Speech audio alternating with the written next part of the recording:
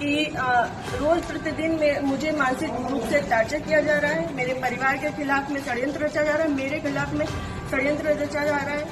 और ये षड्यंत्र के सूत्रधार जो है वो आदरणीय हमारे पूर्व सांसद सुब्रत पाठक जी करता हूँ और बीजेपी में ही काम करती हूँ शुरू से लेके लास्ट तक, जब तक मेरा जीवन मुझे अलाउ करेगा, जब तक ये कन्नौज के नेता मुझे सहज भारतीय जनता पार्टी में रहने देंगे, तब तक मैं भारतीय जनता पार्टी की ही सदस्य हूँ। डीएम साहब को क्या करना है? जी, मैं डीएम साहब के पास अपनी फरियाद लेकर के आई हूँ कि रोज प्रतिदिन मुझे मानसिक रूप से टार्चर किया जा रहा है। मेरे परिवार के खिलाफ में षड्यंत्र रचा जा रहा है, मेरे खिलाफ में षड्यंत्र रचा जा रहा है।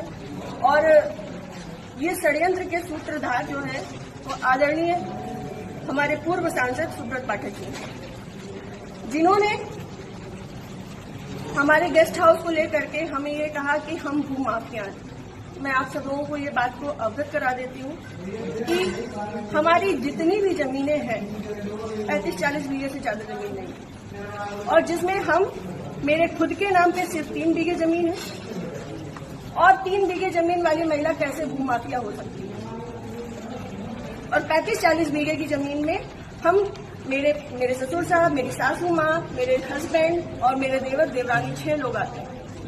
इतनी सी जमीन में कैसे लोग भूमाफिया हो जाते हैं? जो ये बड़ा उससे कह रहे हैं कि चपुन्ना के भूमाफिया। और रही बात मेरे गेस्ट हाउस की, राधा रानी गेस्ट हाउस की, तो आज इन्हें ये पर लग रहा है कि वो हमने सरकारी भूमि में बनाया है, अवैध जमीन पे कब्जा किया है।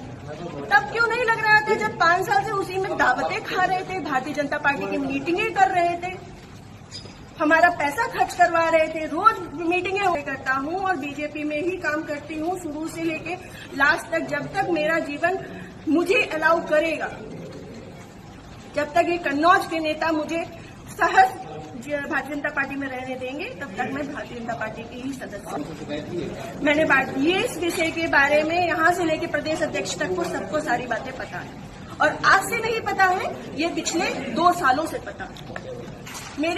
मेरे पिताजी, मेरे ससुर साहब, मेरे हस्बैंड, हम सब लोगों के लिए हत्या तक का मतलब षड्यंत्र रचा जा चुका है, और विगत के चुनाव के निर्णय के बाद ही रचा गया।